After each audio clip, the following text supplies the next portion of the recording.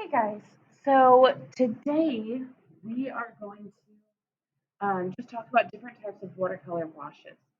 So these are going to form the basis of the background for pretty much um, any of our mixed media, really, certainly for most of it. So I want to talk to you about some of the different options you have with a watercolor wash, because there are a lot of different ways to do this.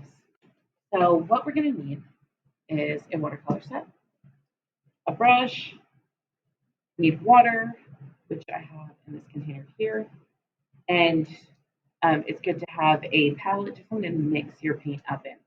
So in class, we use these. If you are quarantined at home, you can use pretty much anything else. A little cup, a little bowl, whatever, a little plate, just something that you can mix up some custom colors in.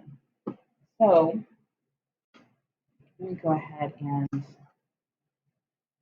get started here. So I'm going to start with a flat wash. And a flat wash is just when you have, whoops, a flat wash is when you are trying to create a solid color. So you just want a flat, solid color. You don't want it to be blending in with anything else. Just one solid color. So I'm going to actually, you know what? That's not even a watercolor brush. Let me use my watercolor brush. So I'm doing here is I'm just kind of dabbing some of my watercolor into my palette because what I want to do is I want to make sure that I mix up enough paint for this whole sheet of paper. So I'm going to get a little bit more here because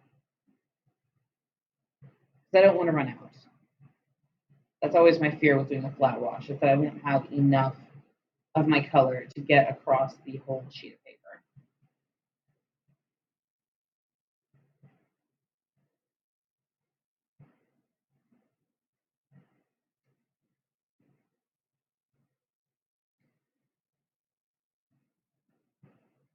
So whenever I'm finally confident that we are not going to run out of color halfway across this paper, my next step is going to be, well, I'm just going to get a teeny bit of blue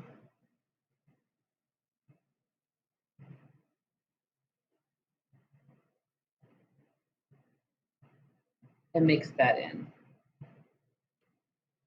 I think I would like that better than just straight up green.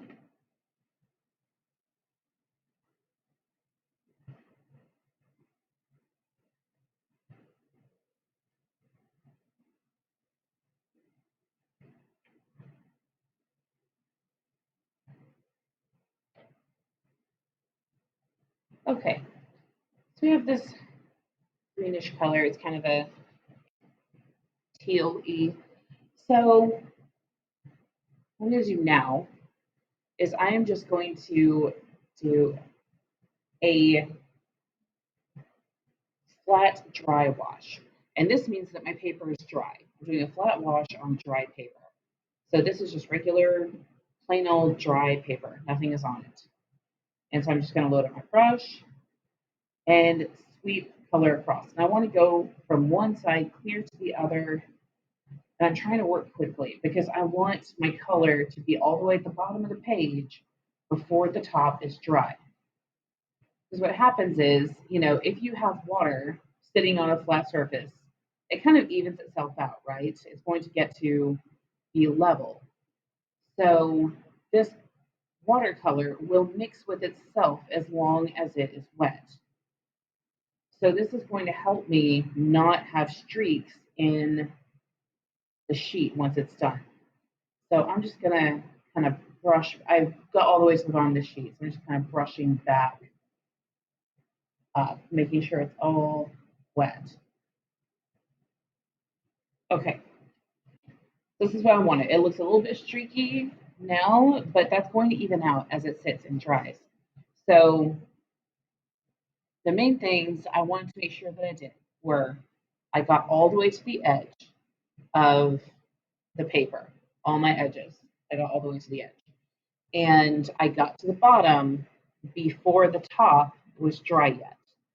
So the whole thing was wet at one time. That is really what we want. Sometimes people will, kind of, they'll, this is a dry brush, so I'm not gonna mess up my stuff, but they'll kind of, dab here and they slowly will then brush a little bit over here and then they'll come back over here.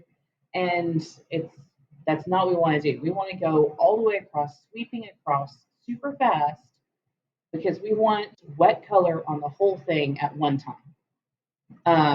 Because if you tap a little bit here, a little bit there, and you're moving very slowly, then what's going to happen is that by the time you're halfway down, this top bit will already be dry. And then it's not going to mix, and you're going to have really bad streaks. And so you can already see, the top of this is a fairly solid color. Pretty solid.